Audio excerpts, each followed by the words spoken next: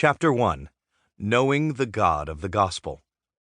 Now this is eternal life, that they know you, the only true God, and Jesus Christ, whom you have sent. John chapter 17, verse 3. It's always hard to resist listening in on other people's conversations. A couple of years ago, I happened to be having breakfast with an astronaut, as you do. Colonel Jeff Williams had spent a total of 564 days in space.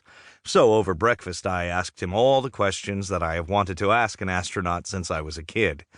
Are you scared when you're basically strapped to a giant bomb ready for liftoff? What is it like looking out at space when you're on a spacewalk? How's the food? When we started to talk, it was just us in the quiet hotel breakfast room.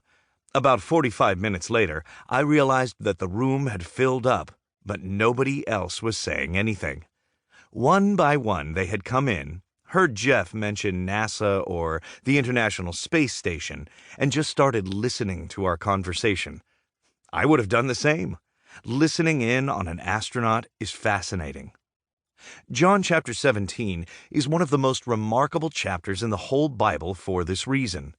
It comes at the end of a section of John's Gospel, which gives us a detailed account of the final things Jesus said to his disciples on the night before he died, chapters 13 through 17. Chapter 17 gives us the opportunity to listen in not on an astronaut, but the living God, as Jesus prays to his Father in heaven. Now, that's pretty astounding in itself. This is God's private conversation, as God the Son talks to God the Father. But it's what Jesus actually prays for that's even more remarkable. Here's how the conversation starts. Jesus looked towards heaven and prayed, "Father, the hour has come. Glorify your Son, that your Son may glorify you. For you granted him authority over all people, that he might give eternal life to all those you have given him. Now this is eternal life, that they know you, the only true God, and Jesus Christ whom you have sent. I have brought you glory on earth by finishing the work you gave me to do.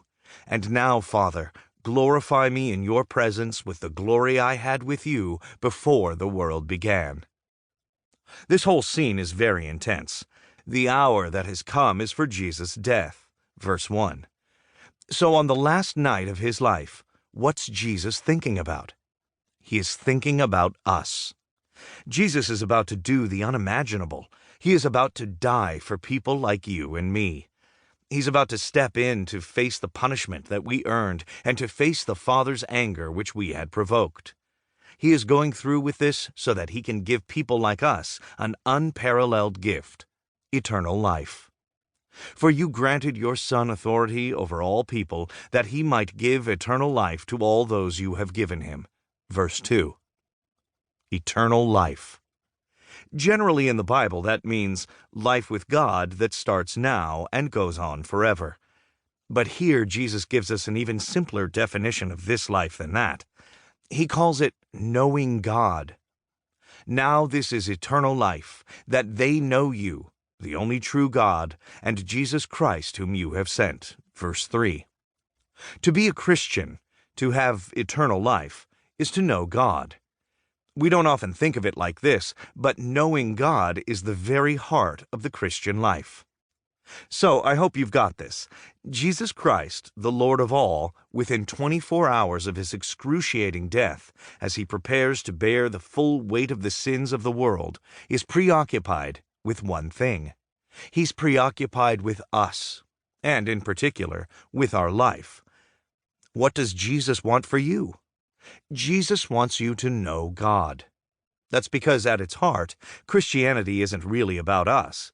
It's about God. It's important to get that straight, and it makes the whole living for Jesus thing much, much easier. That's why this first chapter is all about God, and more specifically, about knowing God. So what does that involve? Two things. The rest of the Bible makes it clear that to know God is to meet the Trinity, and to know God is to be united to Christ.